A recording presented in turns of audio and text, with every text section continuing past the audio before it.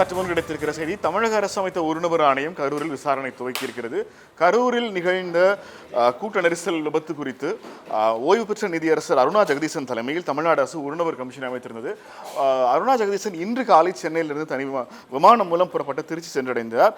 தற்போது அவர் சம்பவ இடத்தை நெருங்கி இருப்பதாக நம்ம களத்திலிருந்து செய்தியாளர் ராஜேஷ் சொல்லியிருக்கிறார். ராஜேஷ், அவங்க மேடம் வந்துட்டாங்களா? விசாரணை ஆரம்பிச்சிட்டாங்களா? நெல்சன், நீதியரசர் ஓய்வு பெற்ற நீதியரசர் அருணா ஜெகதீசன் அவர்கள் சம்பவ இடத்திற்கு வந்துவிட்டார். அங்கே இருக்கக்கூடிய காவலர்களுடன் தற்போது இங்கு பேசிக் கொண்டிருக்கிறார். காலையிலிருந்து இந்த காவலர்கள் பணியில இங்கு ஈடுபட்டுக் கொண்டிருக்கிறார்கள். அதாவது அந்த இடம், இந்த நம் திரையில பார்க்கக்கூடிய இந்த இடம்தான் இந்த கூட்ட நெரிசலால் விபத்து ஏற்பட்ட இடம். அந்த இடத்தில் சிதைந்து கிடைக்கக்கூடிய அந்த பொருட்கள், அதே போல அங்கு வந்த தமிழக வெற்றி கழகத்தினுடைய தொண்டர்கள் காலணிகள் அங்கே சிதறி கிடைக்கின்றது. அவர்களுடைய ஹேண்ட்பேக், வாட்ச், கண்ணாடி உள்ளிட்ட பல பொருட்கள் கீழே சிதறி கிடைக்கின்றது. அவற்றையெல்லாம் வந்து பார்த்து ஆய்வு செய்தார்.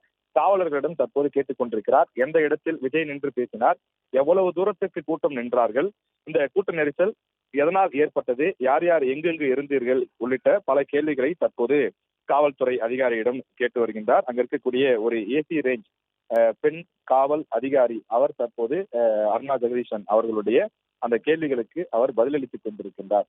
இந்த ஒரு நபர் ஆணையத்தை தமிழக அரசு நேற்று அறிவித்து உத்தரவிட்டிருந்தது. இது போன்று சம்பவங்கள், அதாவது தூத்துக்குடி துப்பாக்கி சூடு உள்ளிட்ட இது போன்ற அசம்பாவிதங்கள் ஏற்படும் போது உடனடியாக தமிழக அரசு இது போன்ற ஒரு நபர் ஆணையத்தை நியமிப்பது வழக்கம். அந்த ஓய்வு பெற்ற நீதிபதி அந்த சம்பவ இடத்திற்கு சென்று அதில் பாதிக்கப்பட்டவர்கள், அந்த இடத்திலே பணியிலே இருந்தவர்கள், நேரில் பார்த்தவர்கள் என பல தரப்பு சாட்சியங்களை அழைத்து விசாரிப்பார்கள். சம்பவ இடங்களுக்கும் நேரில் செல்வார்கள். காயம்பட்டவர்கள், பாதிக்கப்பட்டவர்கள், இறந்தவர்களுடைய அந்த குடும்பங்களுக்கு நேரில் சென்று விசாரிப்பார்கள். எப்போது நடந்தது, எங்கு நடந்தது, நீங்கள் அந்த இடத்திற்கு தான் சென்றீர்களா உள்ளிட்ட பல கேள்விகளை கேட்டு அவர்களை தேவைப்பட்டால் ஆணையம் அமைந்திருக்கக்கூடிய அலுவலகத்திற்கும் நேரில் வரவழைத்து அவர்களை விசாரிப்பார்கள். எழுத்துப்பூர்வமாக கூட சில பேரிடம் எழுதி வாங்குவார்கள். எனவே அது போன்ற ஒரு பணியை தொடங்கி இருக்கின்றார். அதில் முதற்கட்ட பணியாக தற்போது அவர் சம்பவ இடத்திற்கு வந்திருக்கின்றார். நீதியரசர் அங்க இருக்கக்கூடிய காவல்துறை அதிகாரிகளிடம் கேள்வி கேட்கக்கூடிய அந்த விஷயங்களை நாம் பார்த்துக் கொண்டிருக்கிறோம்.